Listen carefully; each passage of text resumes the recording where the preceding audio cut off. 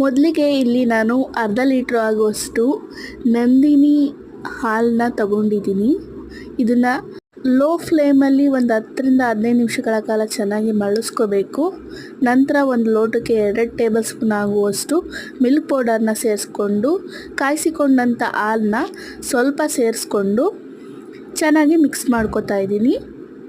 ಒಂದು ಗಂಟೆ ಇರಬಾರ್ದು, ಆ ರೀತಿ ಇದನ್ನು ಮಿಕ್ಸ್ ಮಾಡ್ಕೋಬೇಕು. ಉಳಿಕೆ ಹಾಲು ಏನು ಒಲೆ ಮೇಲೆ ಮಳ್ತಾ ಇರುತ್ತಲ್ಲ, ಅದಕ್ಕೆ ಮಿಲ್ಕ್ ಪೌಡರ್ ಮಿಶ್ರಣನ ಸೇರಿಸ್ಕೋಬೇಕು.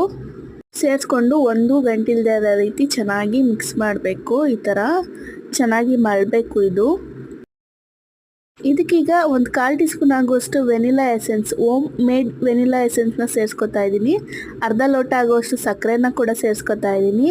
ಇದೆಲ್ಲನೂ ಸೇರಿಸಾದ್ಮೇಲೆ ಒಂದು 15 ಮಿನಿಟ್ಸ್ ಇದು ಚೆನ್ನಾಗಿ ಕುಕ್ ಆಗಬೇಕು.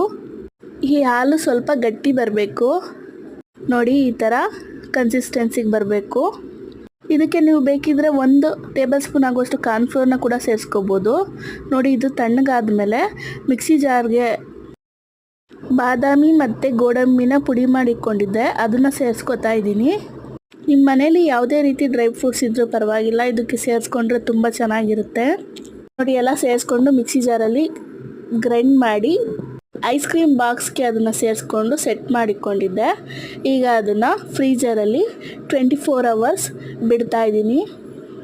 ಮಿನಿಮಮ್ 6 ಅವರ್ಸ್ ಸಾಕು ಫ್ರೀಜರಲ್ಲಿ ಐಸ್ ಕ್ರೀಮ್ ಆಗೋದಕ್ಕೆ. ಬಟ್ ನಾನಿಲ್ಲಿ 24 ಅವರ್ಸ್ ಆದಮೇಲೆ ತೆಗಿತಾ ಇದ್ದೀನಿ. ನೋಡಿ, ಈಗ 24 ಅವರ್ಸ್ ಆಗಿದೆ. ನೋಡಿ ಐಸ್ ಕ್ರೀಮ್ ಯಾವ ಥರ ಕಾಣಿಸ್ತಾ ಇದೆ ಅಂತ. ಟೇಸ್ಟ್ ಮಾತ್ರ ಸಖತ್ತಾಗಿತ್ತು. ಸೀತಾಫಲ ಫ್ಲೇವರ್ ಕೊಡ್ತಾಯಿತ್ತು ಈ ಐಸ್ ಕ್ರೀಮು ತಿಂತಾ ಇದ್ದರೆ.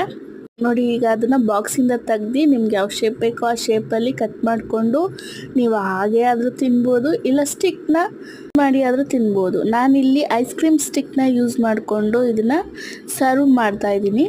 ನಿಮಗೂ ಈ ವಿಡಿಯೋ ಇಷ್ಟ ಆಗಿದರೆ ಪ್ಲೀಸ್ ನನ್ನ ಚಾನಲ್ನ ಸಬ್ಸ್ಕ್ರೈಬ್ ಮಾಡಿ. Thank you for watching.